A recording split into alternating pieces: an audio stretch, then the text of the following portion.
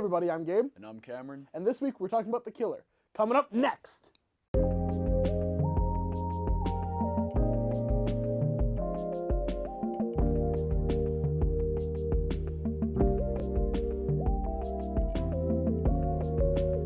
Alrighty, Cam, David Fincher's The Killer is finally out. I feel like this year we're getting so many of our favorite directors releasing great movies. Yeah. Martin Scorsese released one, Michael Mann is releasing one, who you and I both love.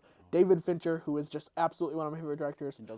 He barely ever misses. He barely ever misses. I wasn't crazy about Mank personally. I totally recognize the quality of it. It's just when I want a David Fincher movie, I want the griminess that Seven and Fight Club have. So that one didn't totally resonate with me, but this one fully did. First, I want to ask you this. This movie came out straight to Netflix. I mean, there was kind of a release in theaters, but nowhere near us. Even friends in California were saying that they could barely find a screening. No, I'm actually getting Netflix has shown time and time again they're a pretty questionable studio / production company / streaming service.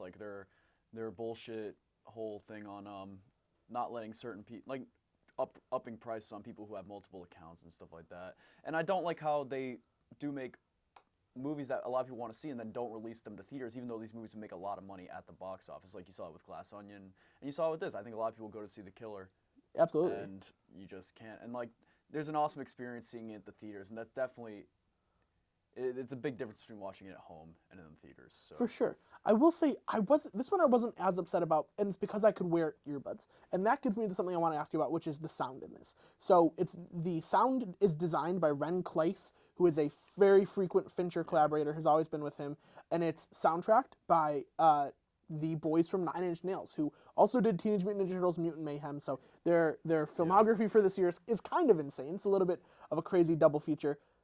Have you noticed how, so the score, sometimes you'll hear it like you're in the killer's ear, and then sometimes it's natural noise. What were your thoughts on that? Because I found that really intriguing. First off, Ren Kleiss is probably my favorite sound guy in the business, so that was fantastic. And then the sound design was very good. I like the music. You of course got your score, but then you also got some good moments where in the beginning scene where he's getting ready to do the hit and he's listening to the Smiths doing some yoga and stuff like that. What'd you think of that? This really took me back to being a 14-year-old boy where kind of the entirety of my life was soundtracked by the Smiths, which is a little bit concerning, but also kind of explains a lot of who I am, you know what I'm saying? It was actually a phase. Yeah, no. But a lot of the lyrics in this movie really tracked with the plot that was happening. The agony of waiting, and he's waiting to do this kill. We keep saying this movie is called The Killer, and it's all about Michael Fassbender's character, aptly titled, He is the Killer. He's the killer. He's the killer. What did you think of his performance here? Michael Fassbender's a very good actor, and again, I think this one was really good. He didn't do as much talking, I feel, as he does in a lot of movies, but I think he just did it was a very solid performance. There's not really much else to say. Yeah, some actors always stand out in every role, and that's a huge credit to them. For example, Johnny Depp, Robin Williams. You always knew you were watching Johnny Depp or Robin Williams. Michael Fassbender has this unique gift where he can absolutely become a chameleon. Kind of a guy, if you saw him in a crowd, you'd walk right past him. I think that's his biggest strength in this movie, his subtlety, his nuance, because even when, there's moments where he'd be in complete rage, because this is a David Fincher movie, we don't see him explode, and I think that's done fantastically. Michael Fassbender, he's just a very talented actor. I don't think he's going to get much acting buzz for this one. What are your thoughts there? This strikes me as one of those movies that's not going to get too much love from the Academy, even though it's David Fincher. Of course, I think it'll get 1 or 2 nominations. It just doesn't strike me as one that's going to really pack the trophy case. Absolutely. It's weird that the Academy hasn't always given the most love to Fincher, considering he's one of our most talented directors. I mean, Zodiac, I don't think got any Oscar nominations. If it did, they were in small categories. Yeah. And Zodiac is, I think, one of his master works. And while this one isn't a masterwork, I personally have it as 5th on my all-time Fincher rankings, and I think he made 13 or 12 movies. I would still love to see this one get more credit, but hey, that's what we're here to do, so we're going to keep talking about the things we love.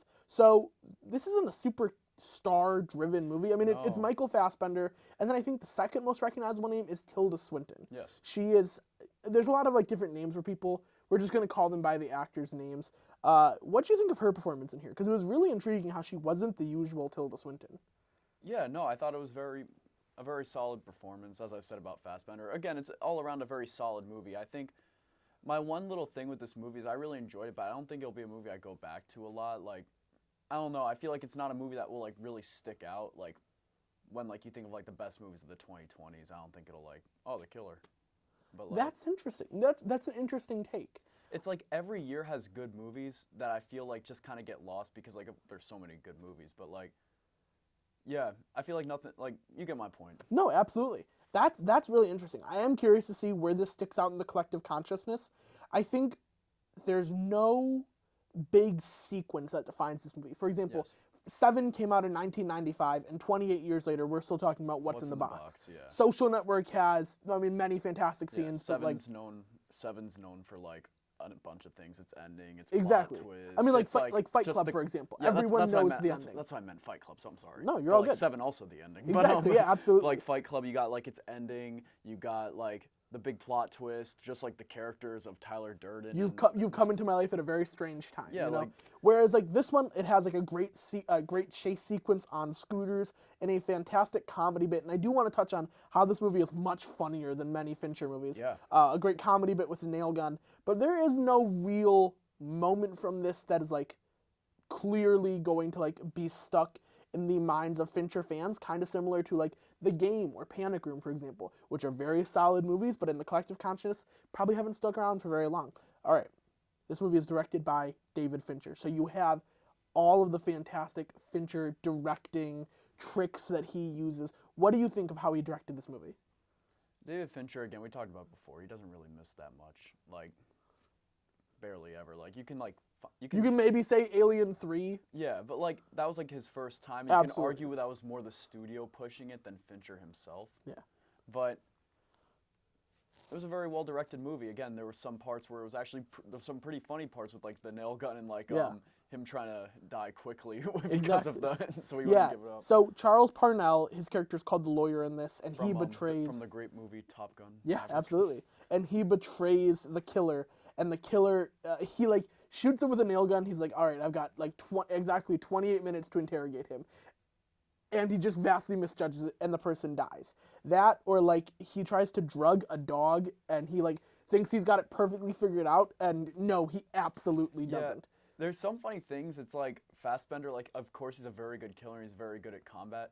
Sometimes you just think he might not be like The sharpest tool the in sharpest the shed. tool in the shed, which does make it a little bit funny. Like again, like he's very good at his job, but like most humans, we all have those moments where we just kind of like completely miscalculate something. Yeah, absolutely. And I feel like that is, in some ways, Fincher's statement on himself. Like, Fincher has always been this cold, calculated, and these are how other people describe him. I would Yeah, say like that's how he other describes people himself. view him as like a cold, calculated director, knows every move he's about to make, Exactly. very masterful at his craft.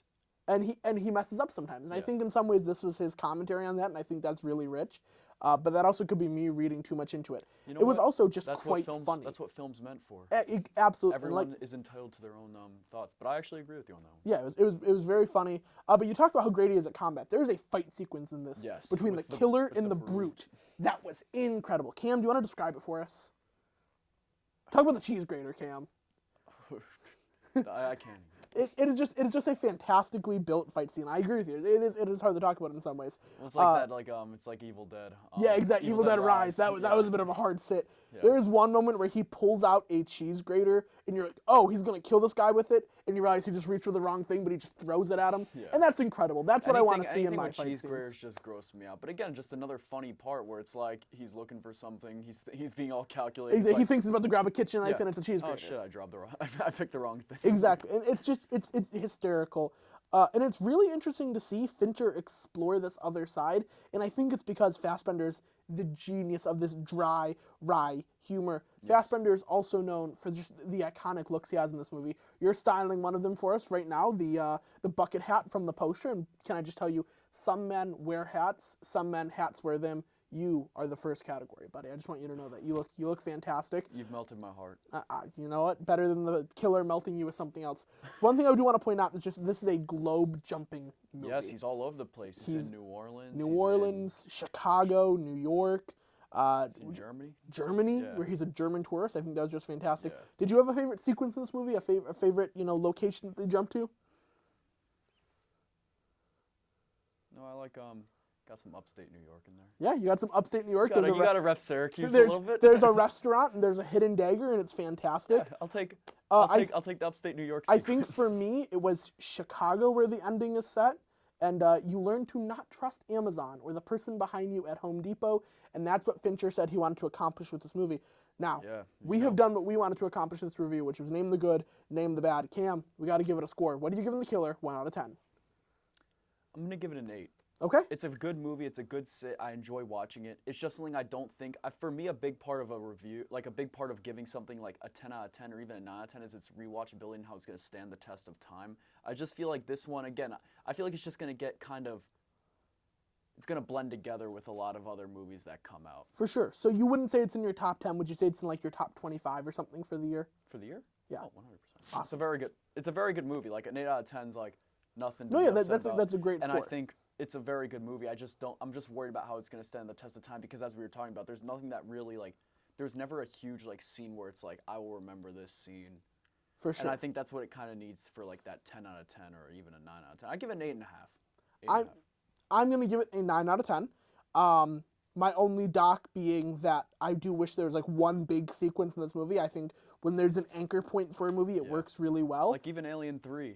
Yeah. Which we were talking about before, has that sequence where, that popping sequence where you remember that, Ellen Ripley diving into the pit of fire. And, you could say the defining sequence of this movie is the beginning where he's, doing yoga and stuff before the sniper kill. Very good scene. Yeah. But, in my opinion, this movie could have used one big sequence to anchor itself around.